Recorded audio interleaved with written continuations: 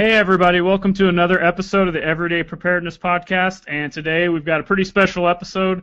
One of the topics that's kind of near and dear to my heart as far as preparedness goes.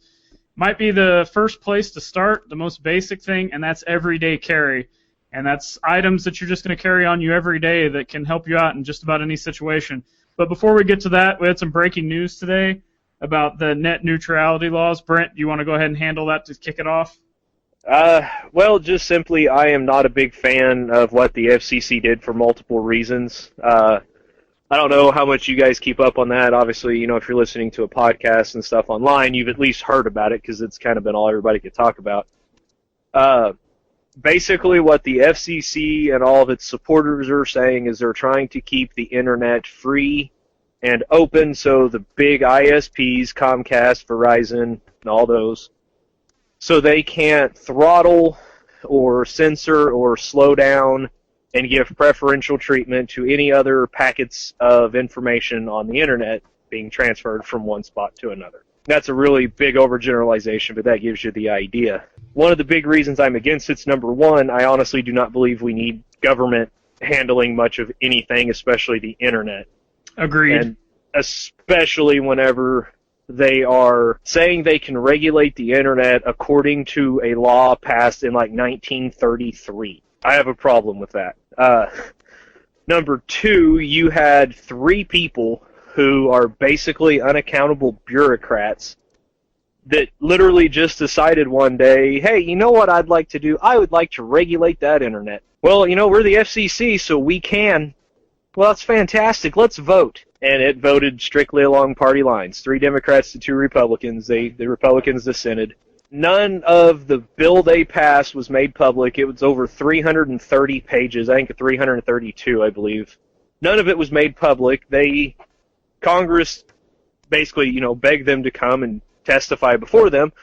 And they literally said, no, we're the FCC and we don't have to. So you had 3 people decide they could take over one of the only sources of truly free information in the world just because they believe they have the power. No other reason. None of that sounds good to me. Yeah, so 2 things that I've read that seem to go, these are kind of striking people, the biggest things that people are concerned about with this. And I'll just get your thoughts on it so everybody can hear.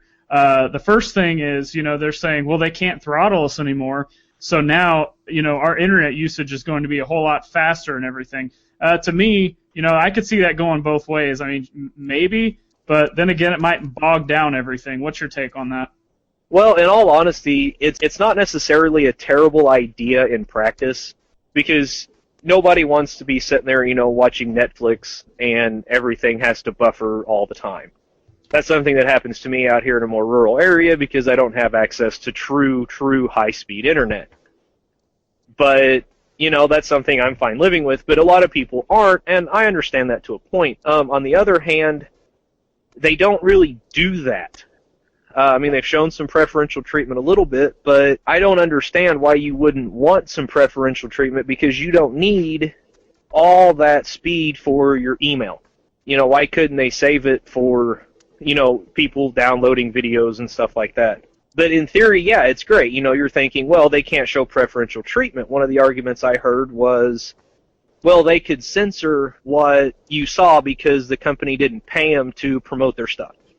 Basically saying, well, if Netflix didn't pay Comcast, that Comcast would say, well, all of our customers no longer have access to Netflix. Okay, yeah, that sounds terrible. That sounds awful. But the flip side is, if I have an internet company that won't let me view the sites I want, I'm not going to have their internet. It may be a sacrifice for me, but that's fine. I'm not going to pay somebody to give me something I don't want. And if people do that en masse, they're going to lose enough money that, they're going to have to reverse that decision. So, I don't know, that really doesn't do a whole lot for me as far as a pro. But like I said, in theory, if the companies themselves came together in a free market and was like, hey, let's not throttle this. Let's, keep all of this open except for maybe, emails and stuff like this that doesn't need the high speed. We'll save the bandwidth. for the real bandwidth hogs like Netflix, Hulu, and all that stuff, then, I don't have a personal problem with that. It's just when you have the government coming in and being like, hey, guess what? We're going to tell you, a private company who has all the risk in the lines, pays for all the upgrades, pays for the servers, pays for, the techs to keep it, and all that stuff. We're going to tell you now that basically you're a public utility, but yet you still have to pay everything. Yeah, and something you mentioned that goes into my second point that I wanted to ask you about is the content. There's kind of going back and forth.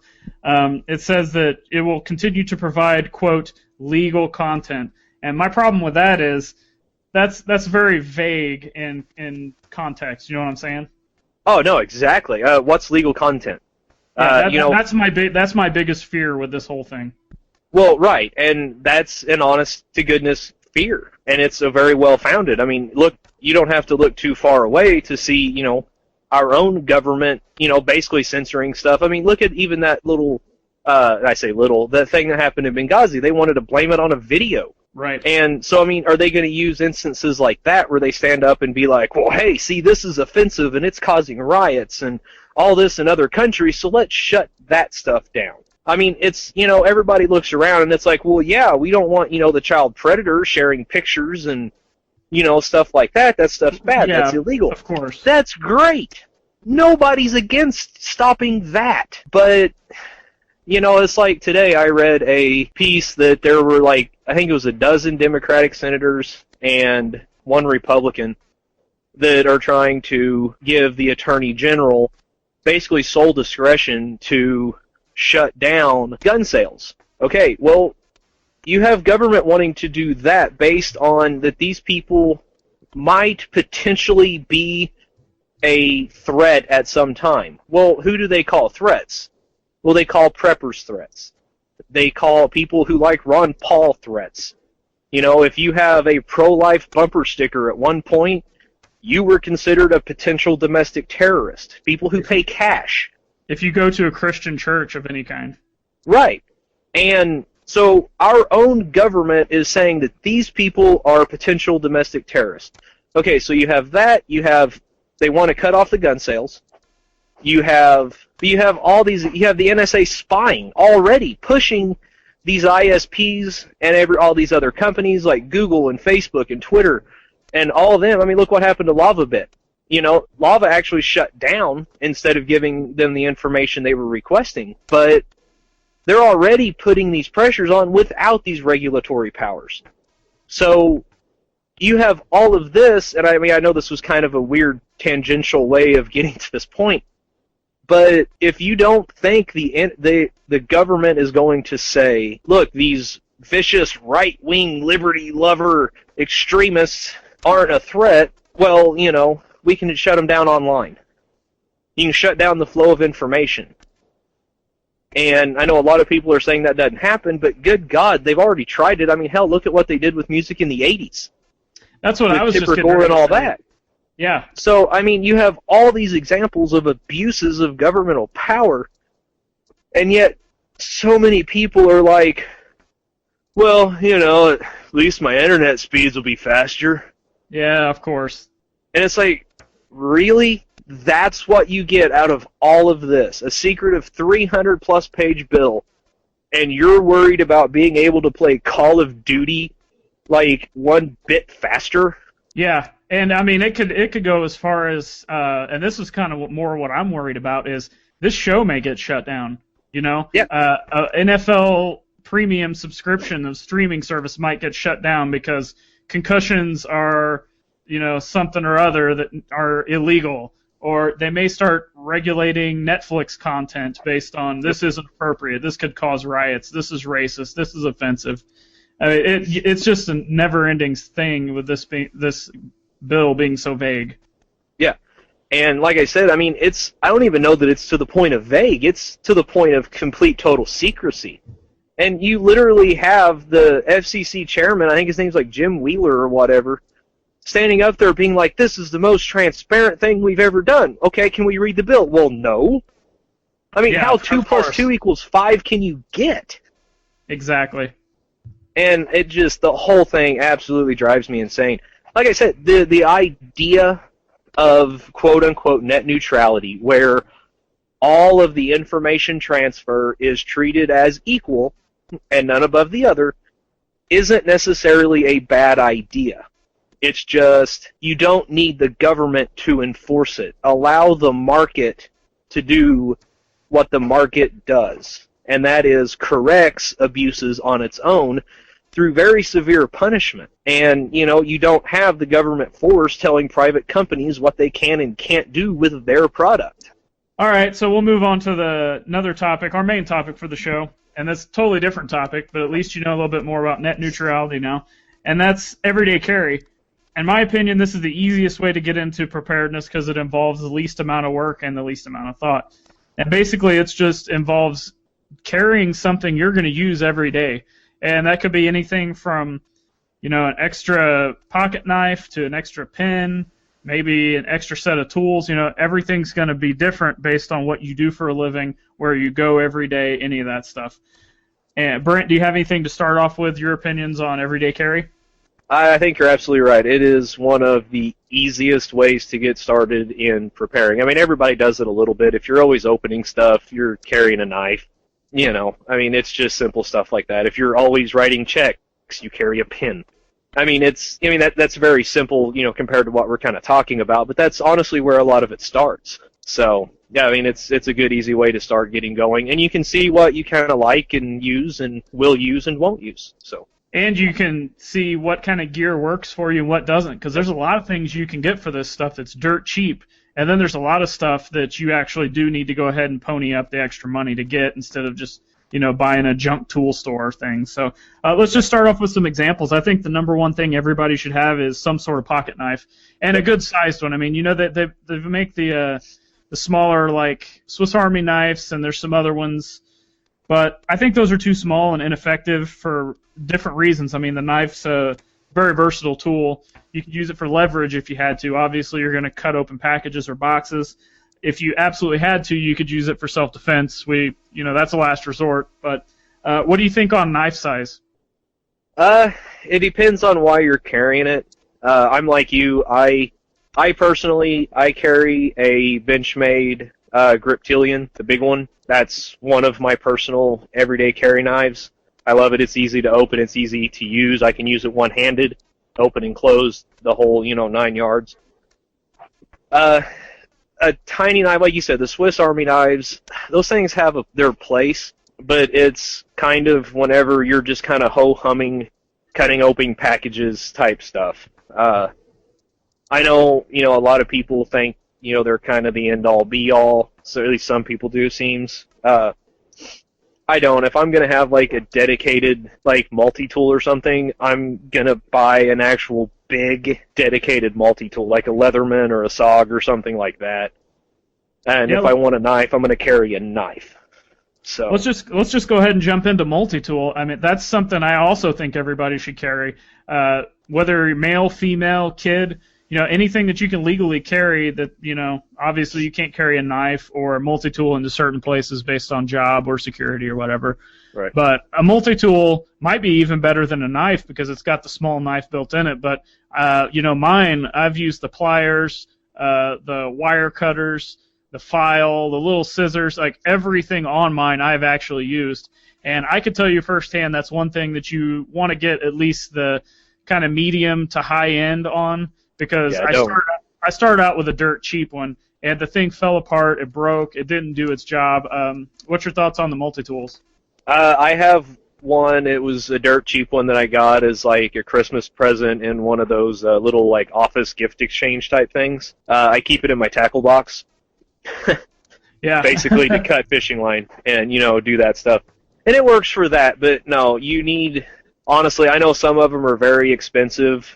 I would not go cheaper than the one I actually carry right now, and that's a SOG. I'm trying to think which SOG it is. I think it cost me like $60 or something at Knife Center. But I mean, it's a good one. I enjoy it. But Leatherman, SOG, get a good one. Look at reviews, and get one. Like, the reason I picked the SOG is I can take every single tool except for the pliers off and replace with what I personally need to use. And that was something... That customizable factor of that one makes that a huge deal. Right. And now, I don't know that I would put it up as high a quality as, say, a really good, like, $100 Leatherman or something. But for all the purposes I've ever needed to use it for, it's done absolutely phenomenal for me. And like I said, the customizable fact of it was just fantastic. And they sell a pretty good line of stuff for it, so... I carry a mid-priced Gerber, which I meant to most people in the preparedness community, they don't like that brand because maybe it's like too mainstream or not cool enough or tactical enough or whatever, but I think mine was right around $40, and I've had pretty good luck with it. I did have part of the file break off, but I think I was probably trying to do something with it I shouldn't have, using it for leverage to pry something open. That's probably my fault, but other than that, I've had the thing for 4 years now, and it's been very durable and great. So what do you think? Probably about $35 to $40, and certain brands probably about the base on that. Oh, yeah. I've actually got one of the Gerber suspensions. The reason I switched to the SOG is I didn't like, and this is one of the older, I probably got the thing like 5 or 6 years ago, the Gerber, that is. The reason I switched to the SOG is I didn't like the Phillips head screwdriver on it. It was completely flat. I mean, you could literally use it as a flathead. Yeah, the one that's on mine is not like that at all. Right, and my whole thing was, it's like, okay, well, I don't need 2 flatheads on this thing, I need the Phillips. Right. And, my SOG was, better. So, yeah, I mean, other than that, I mean, the Gerber one worked great. But, yeah, I'd say, yeah, you're probably right, $35, $40, don't skimp on that. It's something that will help out in a lot more situations than you ever actually think. It's actually kind of weird. I started carrying mine just kind of because, hey, you know what? I want to carry a multi-tool just in case. And I use it at least 3 or 4 times a week. Yeah, just in case. That's exactly why we're talking about everyday carry, because you never know when you're going to need this stuff, yep. And it's very easy to carry, so just carry it on you all the time. Next on the list, pens and paper. That's going to sound really ignorant to some people. Like, hey, I'll just use my phone to take notes. Well, what happens if you're, on the phone and you need to take notes? What happens if your phone breaks or dies and you need to take notes, you need to communicate, anything like that? I always carry 2 to 3 pens. I carry a Sharpie, and then I carry a pocketbook and an extra one of those little 50-cent tiny notebooks also. Yep. What's your take on that stuff? Definitely. I like to write. You never know whenever something kind of hits you as an idea, maybe notes for the show, whatever. Oh, yeah, I took notes for a show today on my pocketbook I'm looking at right now. Yeah, and, like I said, it's something I kind of actually learned from Gene Simmons, of all places. He always carried one. He always carried one with him. He's like, well, you never know when a song's going to, strike and you need to write it down. And, not that everybody does that, but, how often do you see people looking for a pen? Just something that simple. Every single day. Yeah. Now, for me, I actually have my pens and everything in what I affectionately refer to as my tactical pocket protector. Which we'll get to those later on in the show. Yeah, it's just a little zip-up case that fits in, like, cargo pockets or something like that. It's just an easy way. I kept losing pens out of my pocket, unless I'm wearing, like, my LA police gear pants, which those actually do fantastic for that stuff. Yep. So I was like, hey, I'm tired of losing pens because I don't want to write with these cheap, crappy ones. I'm a little bit of a pen snob. I like a good, solid ink pen. And I was like, I'm tired of losing these, $3 or $4 pens, so it's like I'm going to put them in a little pocket thing so I don't lose them. But yeah, it's always nice, to have a pen when you need one. And like I said, paper, you never know when you're going to need it. I carry usually 1 to 2 of those really just cheap, crappy, whatever I can find around the house or the office or whatever that looks like it's going to write pretty good. And then my favorite pen, and I bought this for an unlikely reason, is I have one of the Uzi tactical pens. Now, again, most people in the tactical community or preparedness community, they think that the tactical pens, people are just getting them to be tough. Well, I actually got mine because I carry them in the front pocket, over the top clip over the front of my pocket, and I break them all the time. I would drop them or I'd break them. So I was looking for a pin that was not going to break, and I believe this thing's made out of aircraft aluminum. It has a glass breaker on the end, just kind of an extra added thing. But I have taken this thing and thrown it on the ground as hard as I can before, and it doesn't break. Right around $20, and the refills you can get I bought a pack of 3 refills on eBay for like $5. So awesome. I mean, yeah, the thing writes great. It's durable. So if you can find, and there's some other ones out there that are maybe smaller, just as good, give or take the price. So, but definitely recommend good pins. Next up on the list is something that I've done since I was like 10 years old, but apparently nobody can still figure out how to do it, and that's carrying cash on hand. Everybody gets so used to carrying their debit cards, but there's so many times that the power goes out, your debit card's not working, the bank's not working. I actually went to a place on the east side of Missouri near Arkansas, go figure, that they didn't even take debit cards. All they took was cash, and it was like 2010. So right. I had cash. I could buy my food. I could buy whatever kind of goods, gasoline I needed, only because I carried cash. Everybody that was with me at the time didn't carry cash. So what's your take on that? Yeah, I definitely have at least enough, I would say, to buy a little bit of like food and gas. I mean, obviously, I don't know that you need to carry, like a couple $1,000s around. Right, yeah. But, I mean, $50, $100, I mean, most people can swing, to have that in cash. Like you said, you never know whenever you may need it. And there's times, I mean, just, a very recent example for me, whenever your bank account gets low, a lot of times, even with some banks, whenever, like, you go to, the pay at the pump, and, most people swipe their debit card, don't ever think about it. Well, that puts a hold on your account of some of them up to like $150. Well, if you've only got $100 in there to your bank, you just overdrew, and you'll get an overdraft charge on that. So, yeah, you may have only bought $20 worth of gas. Your bank thinks you bought like $150, so it's going to charge you $30, where if you just had cash, you could avoid the whole thing. And we'll get into a whole financial episode, which is my EDC and financial preparedness are like my 2 favorite things in the preparedness field. So we'll get into that on another show. Next on my list, and this could go with your pen and paper, is contact info. Just a handful of people with street address, phone numbers, any kind of contact info you can think of, because everybody's got their stuff saved in their phone now. But again, like I said earlier, phones break. The phones die, power can go out. If you want to get really out there, what if an EMP hits? Oh my.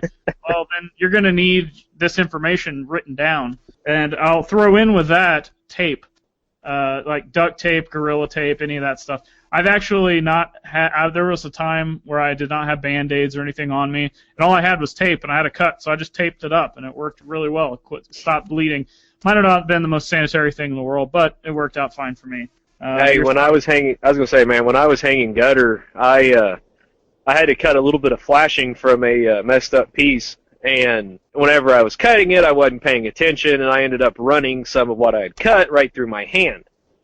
Nice. So I had a nice big bloody gash on my hand, and we're, I don't know, like out in the middle of nowhere somewhere, and my hand's bleeding pretty good. I mean, it's nothing, serious. It's not obviously life-threatening or anything. It was just, how a hand cut bleeds. And all we had was paper towels and duct tape. That'll so do I it. folded a paper towel in half and duct taped my hand and proceeded to bleed all over the gutter. But it did manage to stop the bleeding. And, like you said, it may not be the most sanitary thing, but at times like that, you mainly just need the blood to stop. So... And don't they actually make, like, little packets now, so you don't even have to carry, like, a roll of duct tape anymore? Oh, yeah, they make all different kinds of variations, and then you can even make your own. I don't carry it this way anymore since I got the Nerd Pocket Protector that we were talking about, which we'll get into later. But I used to actually just take, like, a paper clip and, like, bend it around my key ring, which was connected to the carabiner, and I would wrap around that several times and then just start wrapping Gorilla tape around that thing. And I would just carry it on my keys all the time. You can take that stuff and wrap it around something and just kind of flatten it out so you don't actually have to carry the roll. And really, you don't need to carry a whole roll anyway. I mean, if you carry like a foot or 2 feet, that's all you would need in most situations. Yeah. So we pretty much covered the basics of what you can carry. No matter your age or gender or any of that, you should be carrying this stuff all the time, every day. I would like to add one thing, unless you're planning on adding it in. And that's like a lighter. Yeah, that was my next thing. Yeah. Okay. Oh, well, sorry, I didn't mean to jump the gun there. No, that's fine. I was just gonna say we'll move into a little bit more advanced things that maybe your average person's not gonna think about. We'll start off with a lighter. Go ahead. Just a simple Bic lighter. I used to be one of the Zippo guys. They're cool. The Zippos are awesome. The problem with the Zippo is that fluid tends to go away very quickly. And so whenever you need to light whatever, it's not there, and you have to keep constantly filling it, where if you have a Bic, it pretty much lights for a very long time, and they're super cheap. Yeah, my take on the lighter, average person, why do you need a lighter? Well, I don't smoke, but if somebody else smokes and they need a light, I've got a lighter. I don't necessarily support their habit, but I'm also just trying to be a decent human being and help somebody out. Secondly, I've ripped up tennis shoes before with the shoestring, and I've ran paracord through there to tie my shoes and burned the end of it, melted it so it secured it. And I've done paracord bracelets. We've done. Most people know how to make those. So there's another point for the lighter. If you get stranded somewhere, to start a fire with a lighter. And one other thing I'll throw in there real quick, and I'll get your opinion. A lot of everybody in preparedness community wants to talk about the steel wool and the battery, the little flint sticks, the magnifying glass, all the kind of primitive ways to start. But in my opinion, like as cheap as they are, I would rather have like maybe a book of matches just in case, and then like 10 Bic lighters. What do you think? Oh, exactly. Don't get me wrong. It's fantastic to know how to start a fire in 600,000 different ways. Learn them. Ingrain them, whatever you need to do.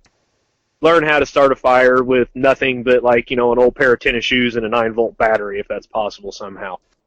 But yeah, in this day and age, if you're preparing at all, why not spend like $5 at Walmart and buy a 10-pack of Bic lighters? You don't have to worry about finding, a lot of the equipment and, tinder and this and that. I mean, you still have to have tinder, but you don't have to find, the steel wool and the battery and stuff like that. I mean, maybe you don't have batteries. Yeah, worst case scenario, you could, if the little flint mechanism quits working on it, all you got to do is break it open and pour that fluid on some wood or paper or whatever, and then carry a book of matches and light it. Well, right, and if you're like me and you have 5 or 6 Bic lighters, I don't, not everyday carry, but like in my get home bag and stuff, I've got a few of them. Just light it with another lighter.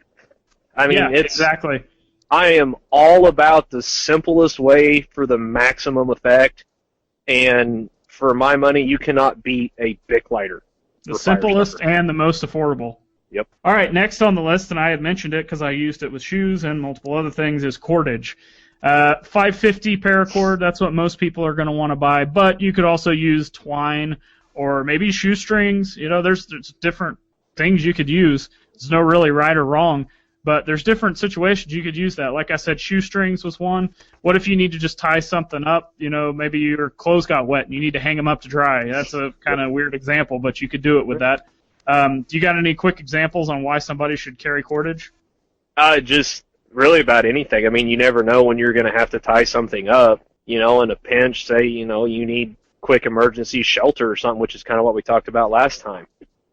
You may not have a tent, but if you've got some sort of tarp thing, you can run some paracord or whatever cordage you've got across 2 different points and drape it over. That's kind of a out there example as well. That's actually probably one of the easiest forms of shelter you could do, though, if you're in the middle of nowhere. Oh, yeah. It's just literally, you tie it between 2 points and drape something over and find a way to keep it from blowing away. That's pretty much all there is to it. But no, like you said, shoes, there's a bunch of reasons. You could go into, and of course you're not even supposed to, I was going to say, you could do like tourniquets and stuff, but you're really they say not to even do that unless it is literally the last resort. But no, I mean, it's just like everything else. You never know when you may need to. So I say carry it. Next on my list is a flashlight. And a lot of people do not use these because they use their phones now. And the phones have the LED lights on them, which are actually pretty efficient. But there's no reason why you shouldn't carry a flashlight.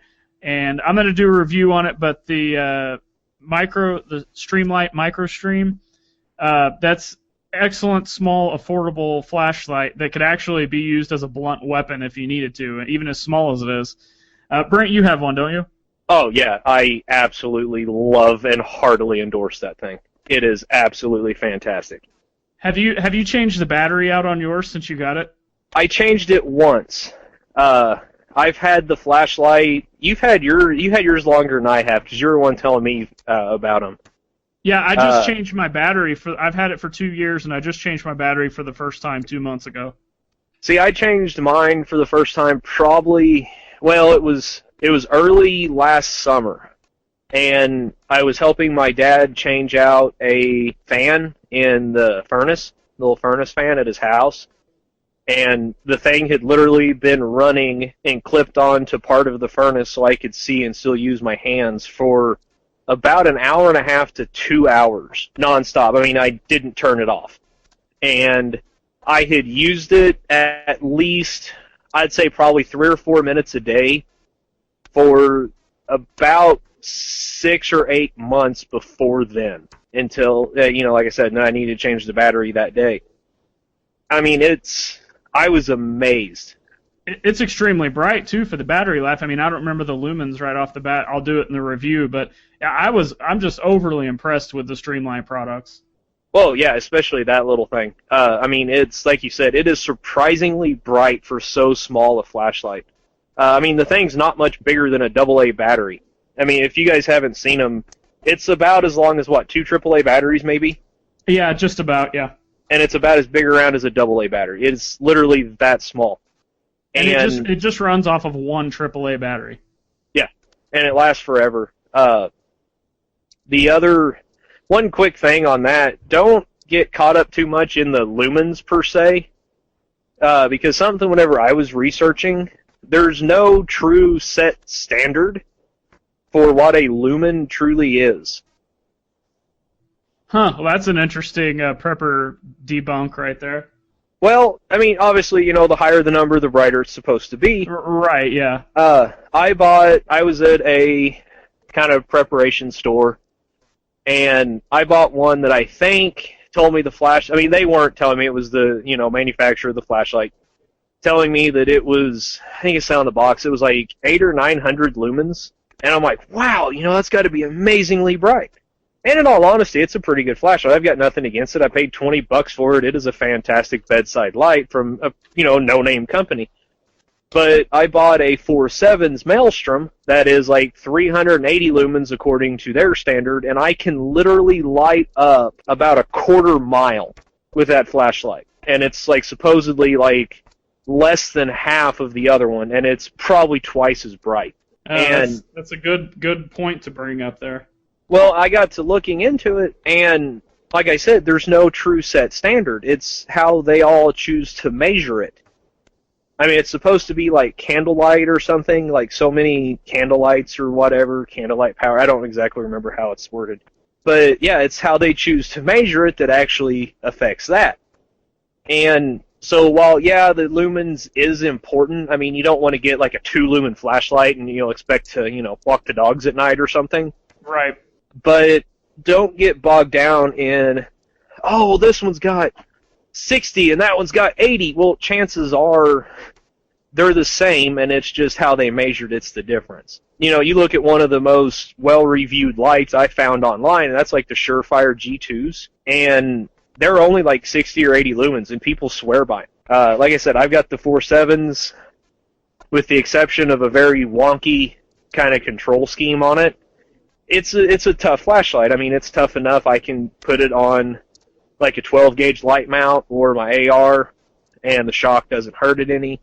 and it's actually got the strike bezel on it and everything. It's a good one for the price. It was cheaper than about everything else in that lumen range, but don't get too bogged down. Like you said, that little bitty one, I was very, very, very impressed. I would stack it up to some of like the smaller mag lights. I have one of the smaller mag lights, and I actually like this micro stream better than that. Yeah, that's what I'm saying. I mean, it's, what is it, like the 2 AA battery mag light? Yes. I think the Streamlight's actually brighter, and it's so much easier to use with the rear tail click piece. Mm-hmm. I think it's so much easier to use and actually brighter. So, if that gives you guys any ideas about it. Yeah, I'm partial to Streamlight just in general. I've got the Streamlight Micro that we were just talking about. I have the Stylus Pro in my bigger first aid kit. And then I have one of the small ones. I don't remember the model number, but I have one of the smaller ones on my AR. And they were all extremely affordable, extremely durable, and extremely bright. So there you go. Go buy some Streamlight products. And Streamlight, come sponsor the show. There you go. All right, next thing. Very, very simple. And people like to make a sick joke about this, but a whistle. Not one of the, like, ball whistles either. Just like what's the term for it? I don't know, just plastic whistle as far as I'm aware of. There's a specific term for it, and I can't think of it. But rape whistle, maybe? Yeah, that's what I was going to say. People always call them rape whistles, and I think, definitely females need to carry that, but anybody should carry that, because if you're in a situation where you're either in trouble or you're stuck somewhere and you need to get attention to you for one reason or another, you've got this little whistle attached to you, and you can just blow on that thing. And they make specific ones that are supposed to be louder than your traditional one, more durable. They don't rely on that little ball rolling around in there, so they're not going to break on you or anything. And I have one little bit. I mean, the thing is like the size of a penny, and it's attached to my set of keys. So if I'm in the parking lot and if I'm somewhere where I can't carry, and all of a sudden I'm getting approached, and I'm in a group of people, then this whistle could be better than nothing. So what's your take? I don't actually carry a whistle. I hadn't ever put that much thought into it. Honestly, I'm just going to be, completely forthright about it. I'm not anti. My thinking is a lot of times whenever, somebody screams for help, people tend to look the other way. That's a good point. And, sometimes the whistles and stuff is kind of like, hey, they're calling for help. Oh, wait, my shoe's untied. It may get that kind of response. I hope not. I really hope nobody listening is that type of person. But at the same time, like you said, you never know. You may fall down and, break your leg somewhere. You may get in a little car accident, break your leg or whatever. And, you're down in the ditch, your car's up there, and somebody doesn't see you. Great time to have a whistle. Yeah. And one other thing I thought about, too, just now while you were saying that, as far as turning the other way, is like, let's say, I don't know, there could be any situation where maybe you don't even need help, but by blowing your whistle, somebody's going to pull their phone out like they do every day now and start recording the thing. Yeah. And that right there could be at your advantage. That's just kind of some weird things I think about when I talk about the whistle. No, that's absolutely perfect. That's a great idea, because like you said, hell, you've got people in classes, their professors collapse, and first thing they do is tweet about it. Yeah, exactly. Well, if somebody's approaching you, they don't want to see somebody else pull out their phone thinking they're recording it or whatever, because then, they get recorded, their faces on record and all this and that. So, no, that's actually a pretty good point. That's one thing I guess it's kind of nice with our kind of sick voyeuristic society. But, yeah. Use it to your advantage. It is what it is. So yeah, it's part of preparedness. It's preparing around surroundings. Yeah. All right, next on my list is a very small medical first aid kit, and I'm talking very, very small. If you take any meds of any kind, put some extra meds in there.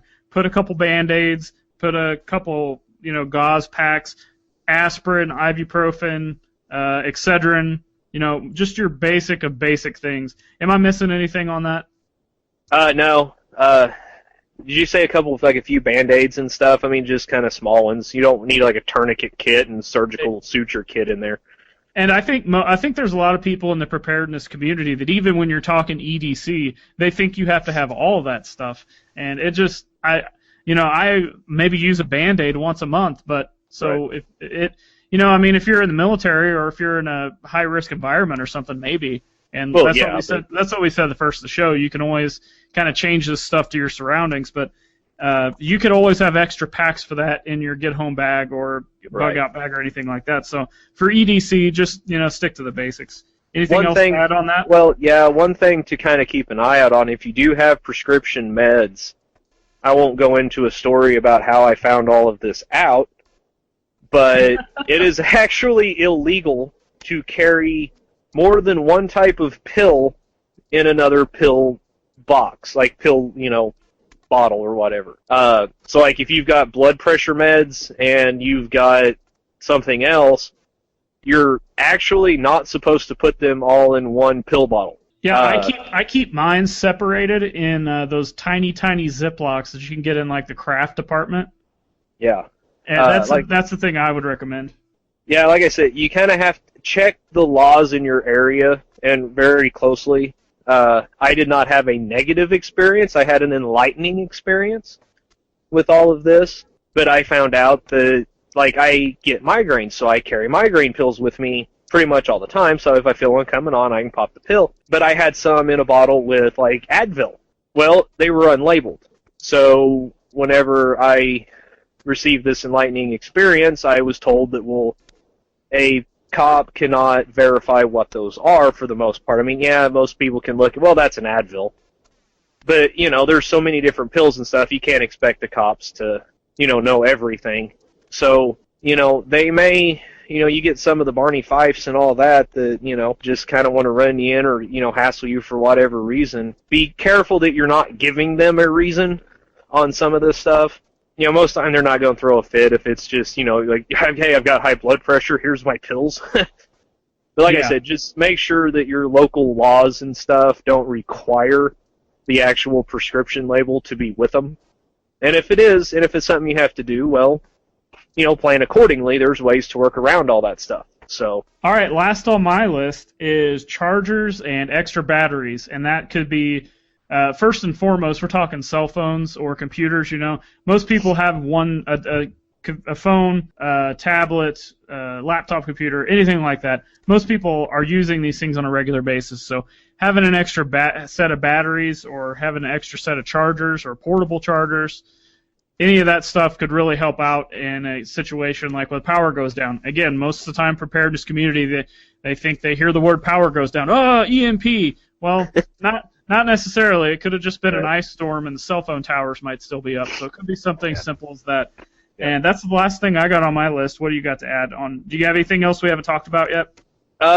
As far as just kind of the basics and the slightly more advanced, no. I don't personally carry a cell phone charger, but it's because I work like 5 minutes from my house. I mean, hell, I can run it in 25 minutes.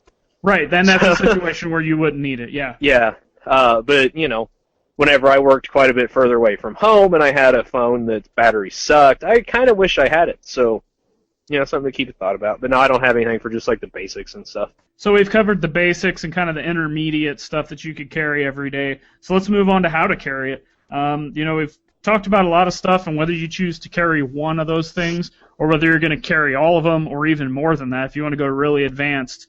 You've got to be able to carry these things to where you don't have bulging pockets and it's comfortable every day. Nobody wants to wear and carry any of this stuff if it's going to be uncomfortable or you're just not going to do it. So First things, pockets. I mean, I stopped wearing jeans completely because I'm so concerned about everyday carry that I just could not carry this stuff in my jeans anymore. And I started having to get cargo pants and tactical pants because I could comfortably carry everything we've talked about and more and have all these gigantic pockets, but it didn't look like I was carrying anything. You know what I'm saying? So what's your thoughts on just straight up pocket carries? I only carry, when I say only, that's not technically true. But like knives and stuff, I always use like pocket clips and everything. But yeah, I used to carry a tremendous amount more stuff than I do now. Whenever I first started, I was kind of one of those guys. It's like, man, I gotta have this, I gotta have that. And I mean, my cargo pocket stuck out so wide I could barely fit through doors. Yeah, exactly. And, I've since whittled it down to kind of some bare necessities and all that. But, yeah, it's something, you have to figure out a good, easy, comfortable way to carry it. And I still wear jeans occasionally. When I do, I have to make kind of special concessions for, my little tactical pocket protector and everything. But to me, that's one of the best ways to carry a whole lot of stuff in a very small amount of space. But yeah, pocket carry stuff, that's almost exclusively what I do now, except for the one little pocket protector I carry. So. All right, so maybe you need to step it up. Maybe you're going to carry some stuff in your pockets, but you gotta get something else to keep it more organized.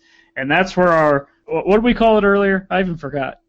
I tend to call mine my tactical pocket protector, because I always get called a nerd because I write and everything, and I like to read. And yeah, I was gonna say I thought we had the word nerd in there somewhere, but I remember probably. All right, so we both have the same product. I ended up kind of buying it on a whim because even in cargo pockets, I got tired of all this loose stuff rattling around in my pockets. So I picked up a Maxpedition Micro Pocket Organizer, and I got the micro size because I didn't carry a whole lot, but I needed to keep it kind of confined.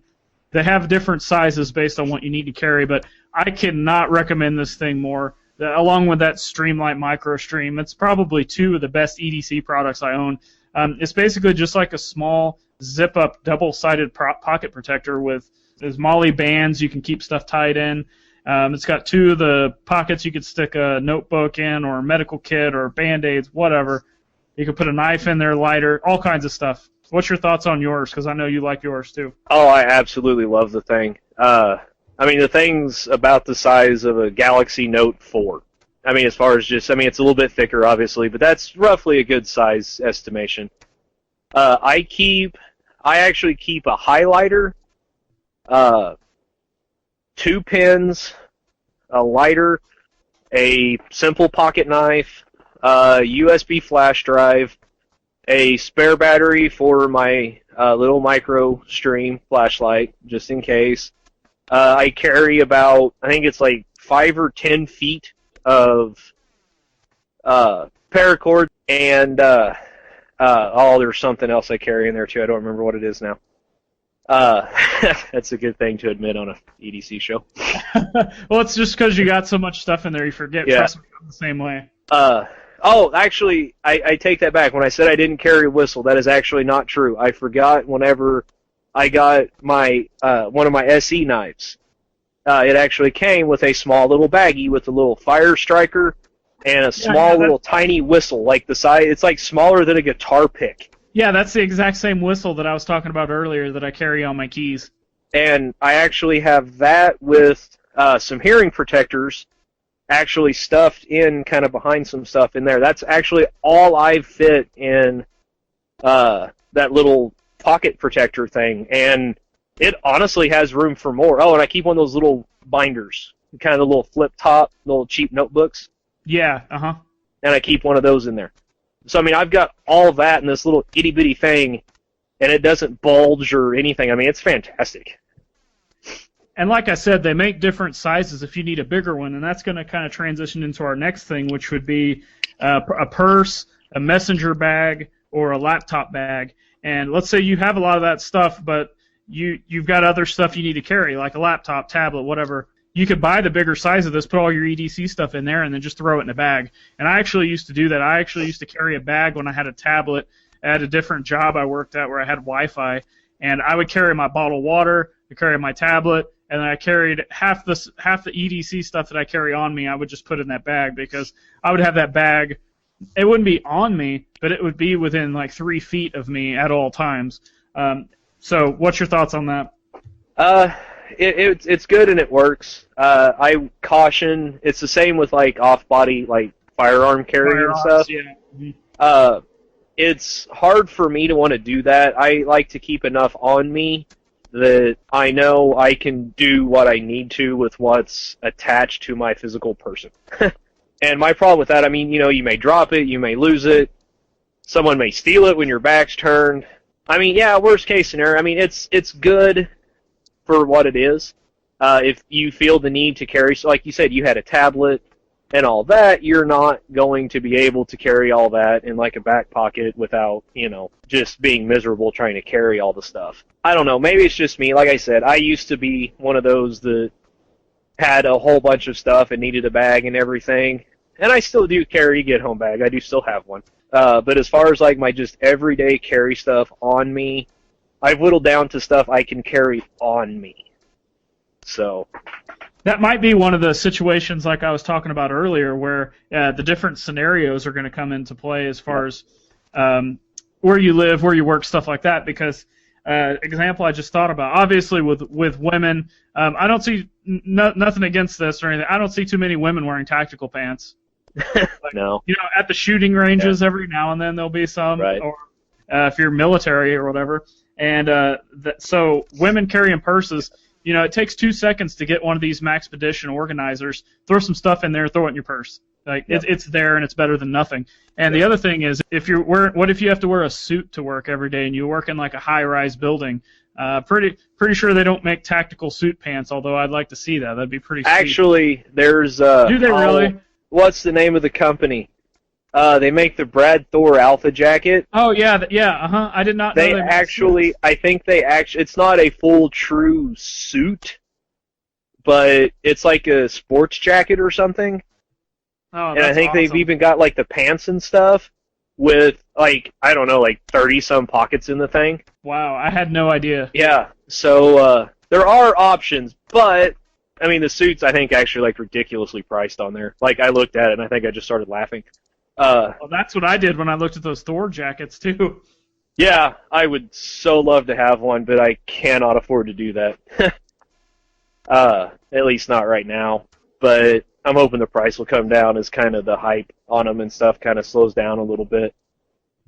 But yeah, so I mean there are options like that, and some of those suits and stuff. I mean I've got a couple nice vests for whenever the wife makes me dress up and look civilized. That's actually got more pockets than I thought a little bitty vest would have. I mean, it's got a couple inside pockets and, a couple little outside. I mean, I'm not going to carry, a bug-out bag in the thing's pockets, but, for most of what I carry stuff, it actually worked out fairly well, with a couple little concessions here and there.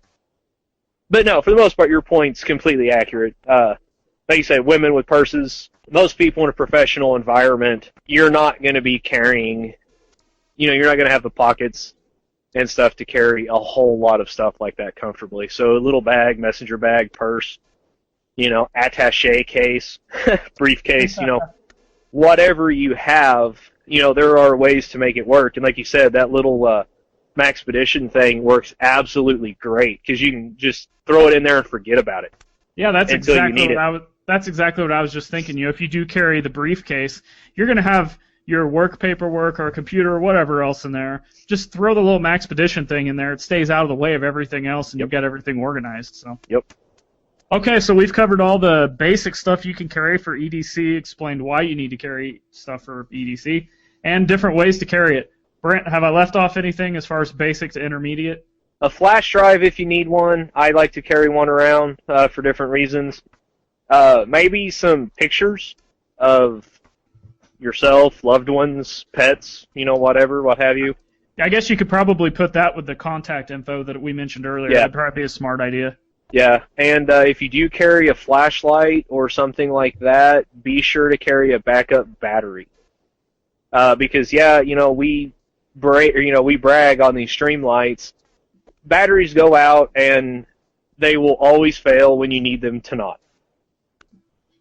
So, always carry a backup battery if you carry something that requires one. So, other than that, no, I think we covered it pretty well that I can think about. Yeah, we'll end this on a good note to lead into the next show because let's say you didn't carry extra batteries and you did not have your get-home bag or your bug-out bag and all you got is your EDC. That's why you want to do it. So with that, we'll close out the show. Probably talk about bug-out bags or get-home bags next time. All right, with that, we'll close the show. See you guys next time. Take care.